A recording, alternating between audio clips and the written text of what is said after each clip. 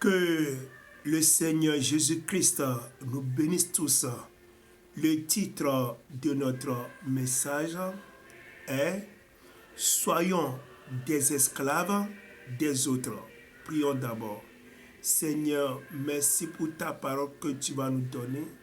Nous te supplions, donne-nous de comprendre la profondeur de ta parole et surtout, accorde-nous la capacité de mettre en pratique ta parole pour ta seule gloire. Au nom du Seigneur Jésus-Christ. Amen. Rappelons que le titre de notre message est « Soyons des esclaves des autres ». Nous devons savoir que l'adoration de Dieu consiste à ce que nous devons faire du bien aux autres. En réalité, l'adoration à Dieu consiste à aimer les autres.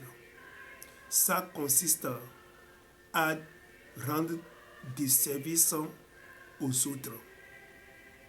Parce que le Seigneur lui-même a dit dans la Bible que si tu fais du bien à un de tes frères, c'est à moi, Jésus, que tu l'as fait. C'est-à-dire, quelqu'un est dans un besoin, tu lui as apporté l'assistance. En réalité, c'est à Jésus que tu l'as fait. Quelqu'un qui est malade, tu as prié pour lui, tu lui as payé les frais de l'hôpital, les frais de soins, tu lui as payé des médicaments. En réalité, tu as fait ça pour le Seigneur Jésus-Christ lui-même. Quelqu'un est dans la prison, tu l'as visité. En réalité, c'est le Seigneur Jésus-Christ que tu as invité dans cette prison. Quelqu'un est dans le problème, tu vas à genoux, tu as prié pour lui, pour que sa vie soit restaurée. Ce bien-là, c'est à Jésus que tu l'as fait. Nous devons comprendre les choses sur le plan spirituel de cette manière. De la même manière, quelqu'un à qui tu es en train de faire mal, sache que c'est à Jésus que tu es en train de faire ce mal-là. Tu insultais les gens,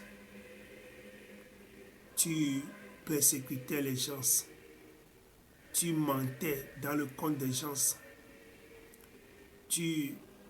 tous les mal, toutes les mauvaises choses que tu fais contre quelqu'un, sache que tu le fais contre le Seigneur Jésus-Christ lui-même.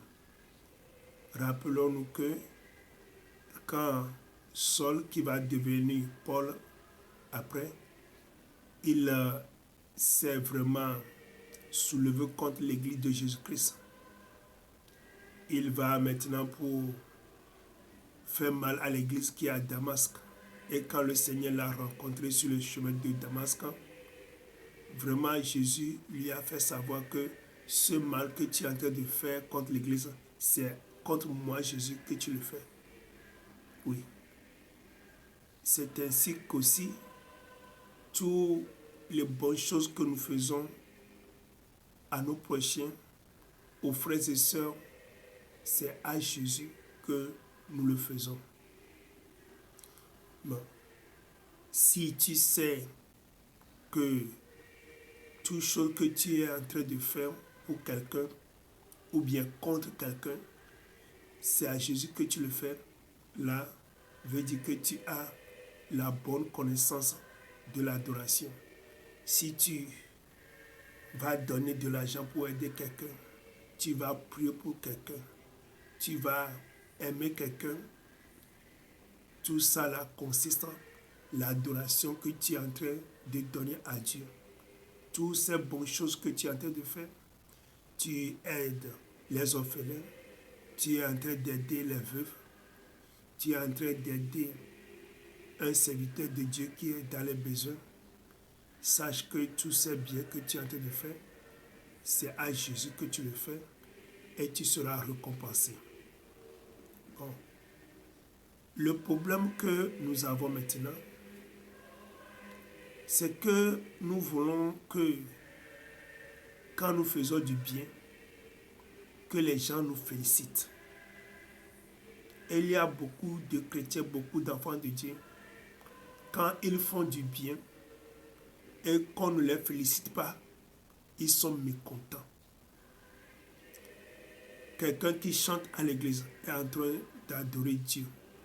Tu fais l'accueil, tu balayes l'église, tu es intercesseur, tu es évangéliste, tu es pasteur, tu es quelqu'un qui nettoie l'église. Tout ça là consiste à l'adoration de Dieu. Mais il y a beaucoup de gens, malheureusement, ils font l'œuvre de Dieu, ils font quelque chose pour adorer Dieu. On ne les félicite pas, là, ils deviennent mécontents. Pourquoi? Parce qu'on ne les a pas félicités. Il y a beaucoup de pasteurs, beaucoup d'églises. Quand on ne félicite pas leurs églises, on ne félicite pas le pasteur n'est pas content. Et il veut aller, il va s'intéresser à ceux-là qui le félicitent par leur bouche. Il va s'intéresser à ceux-là qui veulent l'élever par leur bouche.